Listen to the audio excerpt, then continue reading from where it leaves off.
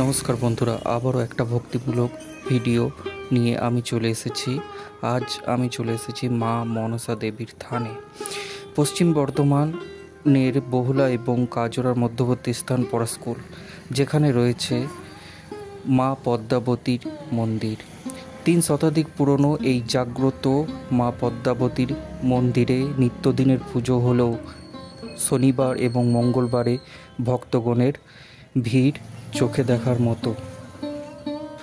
এই দিনগুলিতে অগণিত ভক্তগণ নিজেদের বিপদ কাটাবার জন্য এই জাগ্রত মায়ের মন্দিরে আসেন এবং মায়ের পুজো দিয়ে থাকেন।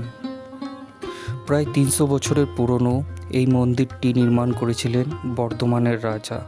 কথিত আছে কোনো এক সময়ে বর্ধমানের রাজা খাজনা আদায়ের উদ্দেশ্যে এই স্থানে রাত যাপন করেছিলেন। মায়ের স্বপ্নাদেশে তিনি এই স্থানে মায়ের পুজো করে থাকেন এবং মায়ের মন্দির স্থাপন করেন। সময়ের সঙ্গে সঙ্গে এই মন্দিরটিকে আরও নতুনভাবে তৈরি করা হয়েছে। বলা বাহুল্য, এই মন্দিরে মায়ের কোনো মূর্তি নেই। মা সাধারণত এখানে শিলামূর্তিতেই পূজিত হয়ে থাকেন।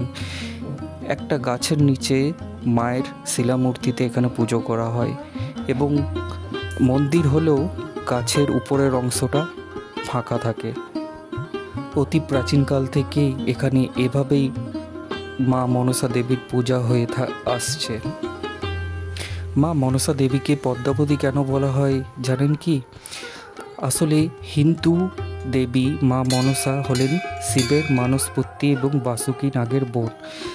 মা মনসার জন্ম হয়েছিল পদ্মপাতায়, তাই তার অপর নাম পদ্মাবতী। তাই এই স্থানটিও পদ্মাবতী মন্দির নামে পরিচিত। বর্ধমানের রাজা হাত থেকে ঘোষাল পরিবার এই মন্দিরের পূজা এবং দেখভাল করার দায়িত্ব পান। এখানে মা মনসা দুর্গা হিসাবেও পূজিত হয়ে থাকেন। সময়ের সাথে সাথে এই মা মনসা দেবীর মন্দির জনপ্রিয় হয়েছে এবং এখানে পিকনিক স্পটও রয়েছে। তাই পিকনিকের সিজনে অসংখ্য ভক্তগণ এখানে আসেন মায়ের পুজো দিতে এবং পিকনিকও করে থাকেন।